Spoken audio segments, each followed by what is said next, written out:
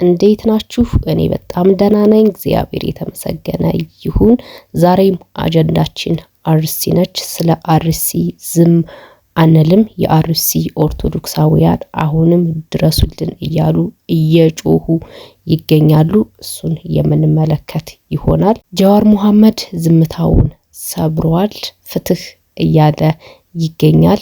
እሱንም ተከትሎ አንድ ምላሽ ተሰጥቶታል። ጅራፍ ራሱ ገርፎ ራሱ ይጮሃል የሚባለው ነገር ነው እየተካሄደ ያለው። ጀግኖች ኢትዮጵያውያን ይህንን ጉዳይ ወደ አሜሪካ ዋይት ሃውስ በድጋሚ ወስደውታል።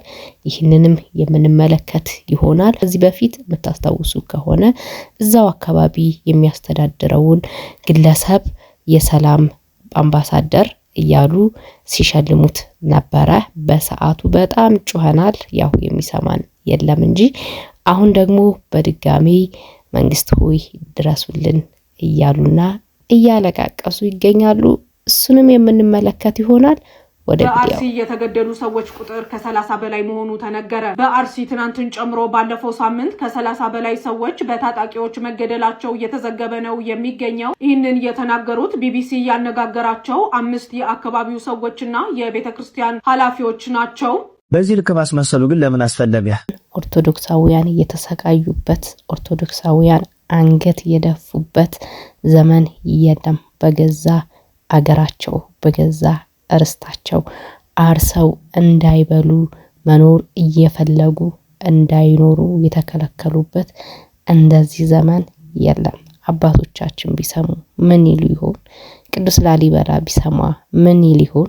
ቅዱስ ዮሐንስ አፈወርቅ ቢሰማስ ምን ይሉ ይሆን? ሁላችንም ወደ እግዚአብሔር በመጮህ እግዚአብሔርን በመለመን የሱ እጅ እንዲላክልን ምህረቱን እንዲመልስልን ማድረግ የመጀመሪያውና ቁጥር አንዱ አማራጭ ነው።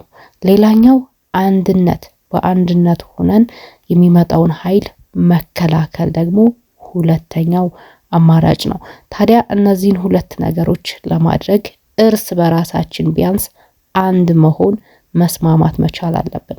አሁን ችግር የሆነብን አንድ ሰው ድምጽ ሲሆን ያኛው ድምጽ የሆነውን አካል ደግሞ አታክ የሚያደርግ ሌላ ግለሰብ ይነሳል።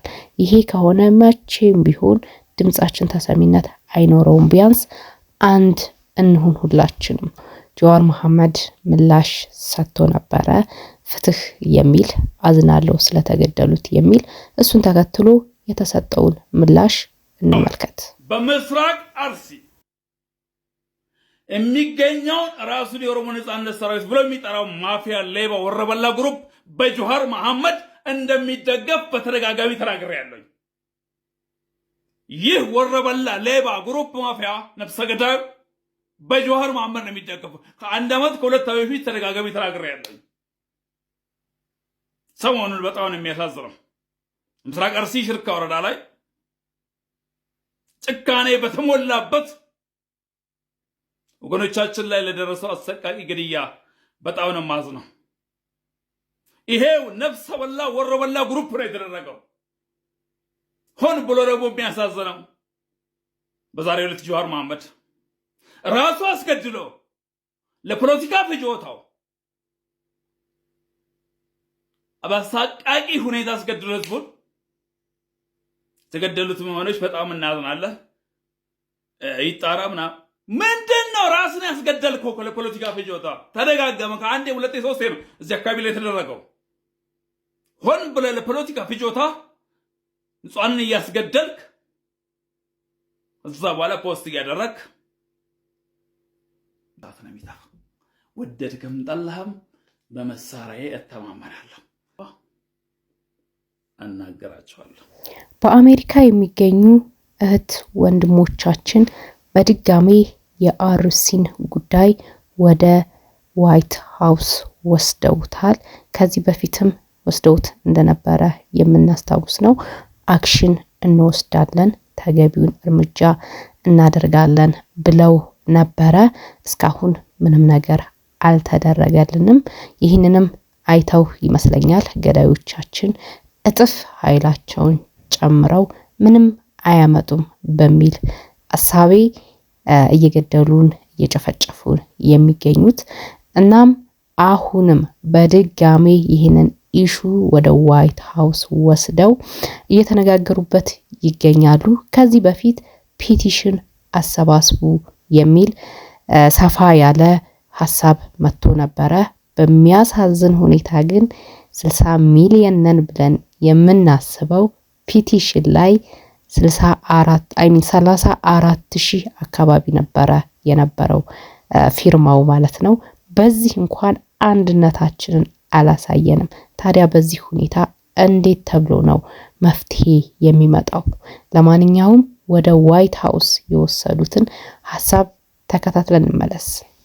አሩሲ እንደ ማሳያ ቀርቧል። ዝርዝሩን እንግዲህ በሰፊ እነሱ ይመጡበታል። አሩሲ ደግሞ እንደ ማሳያ ቀርቧል። ሁለቱን እንትኖች አቅርብልኝ።